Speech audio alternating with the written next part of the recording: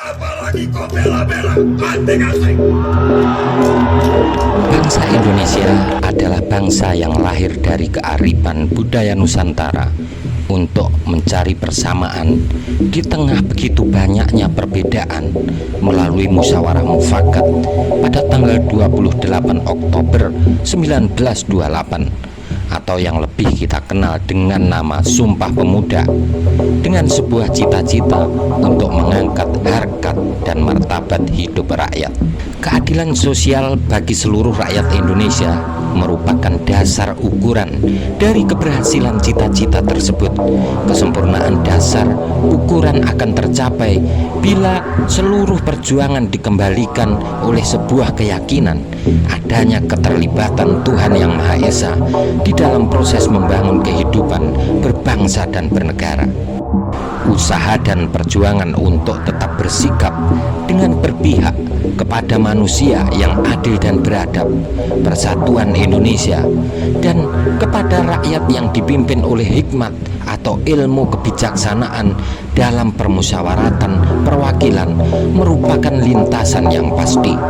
Cita-cita Sumpah Pemuda ini merupakan eksternalisasi dari nilai-nilai luhur budaya masyarakat yang menjadi kesepakatan bersama. Lalu pada gilirannya nanti lambat laun menjadi sebuah pemikiran falsafah. Pemikiran yang dibentuk oleh eksternalisasi ini kemudian mengukuhkan diri dan bangsa Indonesia menghadapinya sebagai faktisitas. Maka dalam proses inilah terjadi objektifikasi pada pemikiran tersebut. Objektifikasi itu pada tanggal 1 Juni 1945 pendiri bangsa menamakannya sebagai Pancasila. Dengan ini hendak dikatakan sebagai suatu sistem falsafah, Pancasila merupakan refleksi dari suatu tata nilai yang telah disepakati bersama dan menjadi ciri khas bangsa Indonesia, serta mempengaruhi perilaku masyarakat dan pranata sosial politik dalam mencapai cita-cita yang diharapkan.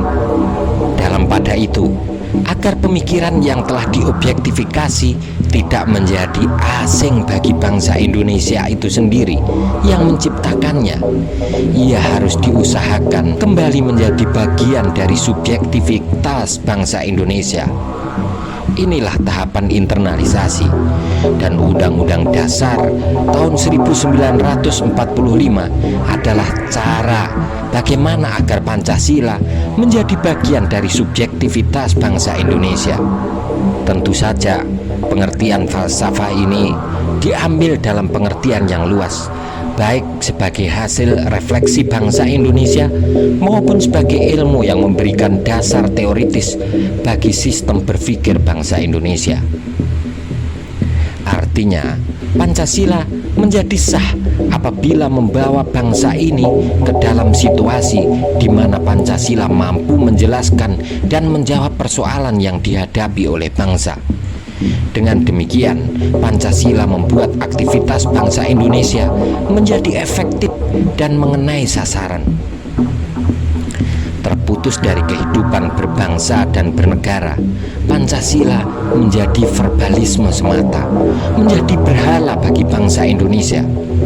Sebaliknya, terputus dari Pancasila, kehidupan berbangsa dan bernegara menjadi kehilangan arah. Bangsa Indonesia menjadi teraliniasi dengan dirinya sendiri.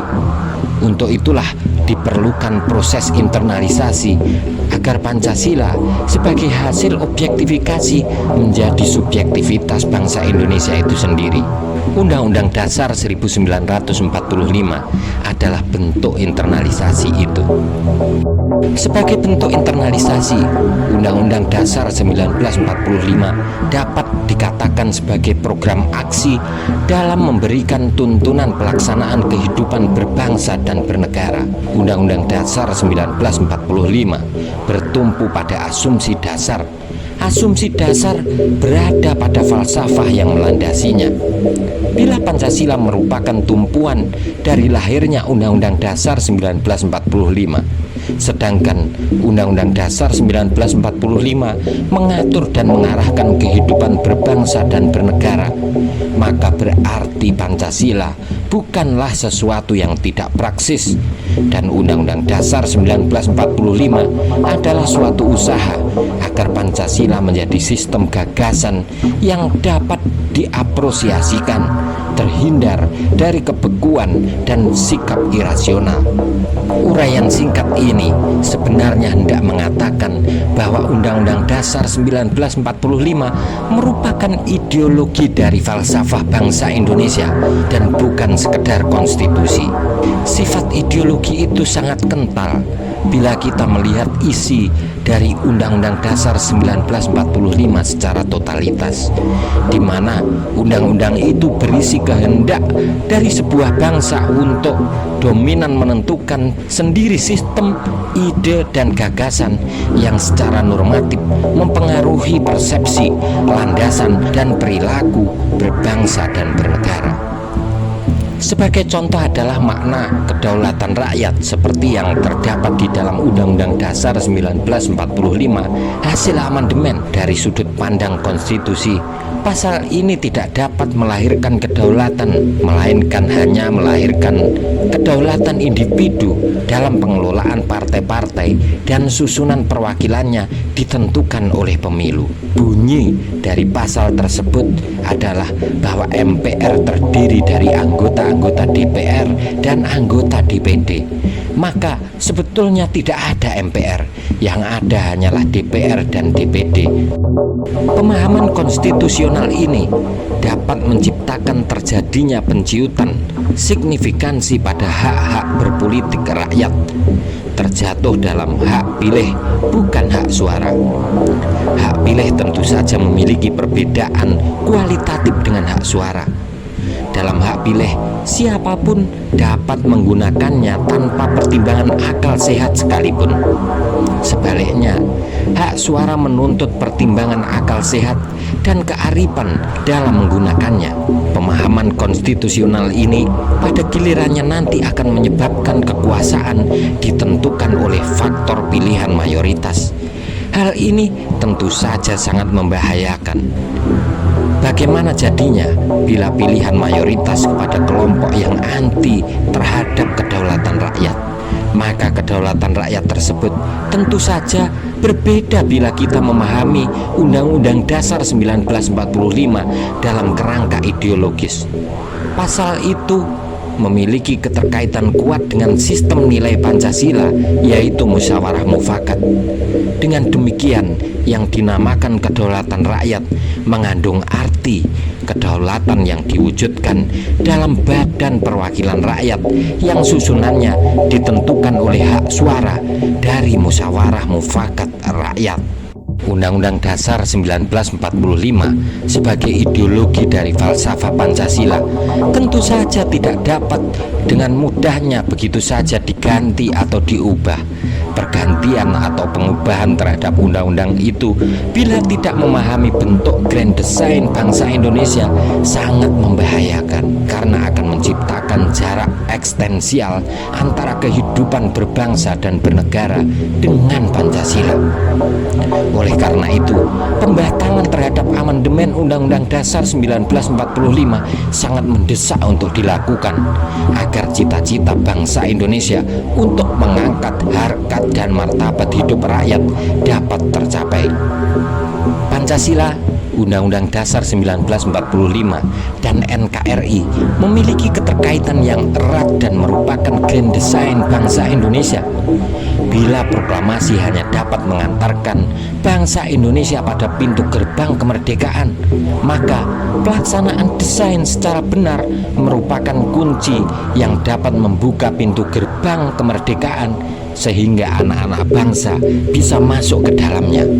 Namun, antara desain dan bangsa Indonesia memiliki titik kelemahan yang cukup besar, seperti halnya sebuah lukisan dalam sebuah figura dengan dimensi lain di luarnya. Di sana ada retakan-retakan dalam kaca figura yang mudah pecah dan membuat dimensi lain masuk merusak lukisan tersebut.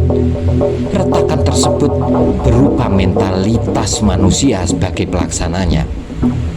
Bangsa Indonesia memiliki mental budak akibat terlalu lama mengalami penjajahan.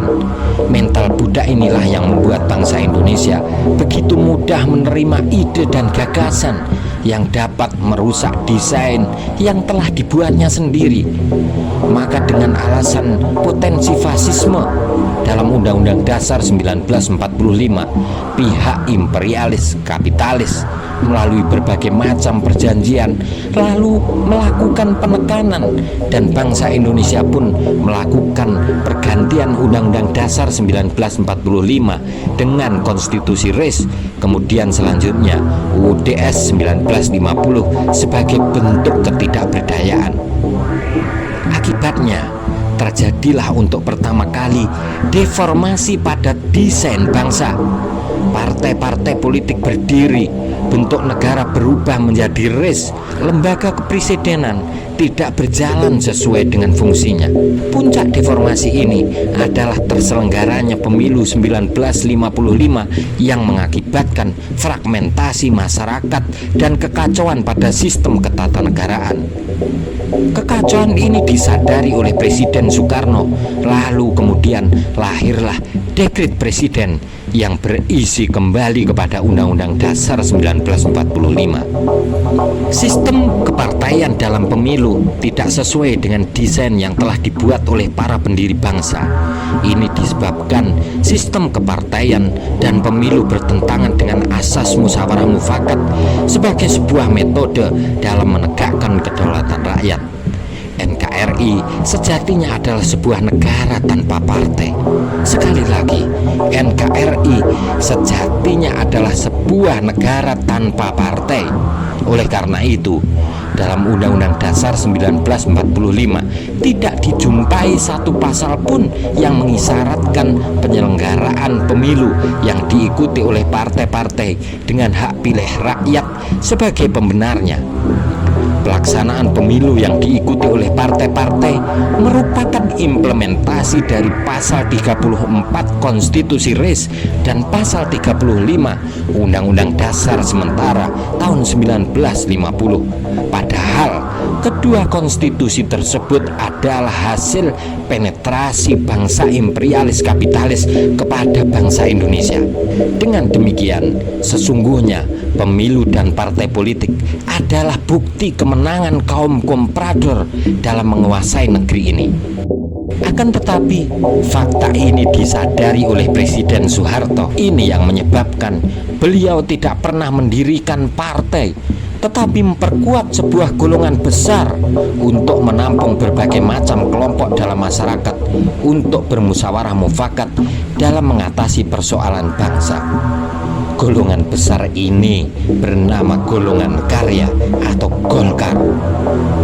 Bila pada awal berdirinya NKRI, fasisme menjadi alasan bagi bangsa imperialis kapitalis untuk mengeksploitasi mental budak bangsa ini, pada pemerintahan Soeharto, ketergantungan ekonomi menyebabkan mental budak pun kambuh dan terselenggaralah pemilu kembali. Untuk mengingatkan pada seluruh anak-anak bangsa bahwa dirinya atau Soeharto tidak mampu melakukan perlawanan terhadap tekanan imperialis kapitalis, Presiden Soeharto pada tahun 1972 mengubah tanggal 17 Agustus menjadi hari ulang tahun Republik Indonesia atau HUT RI yang sampai dengan hari ini diperingati, bukan Hari Proklamasi Kemerdekaan Bangsa Indonesia.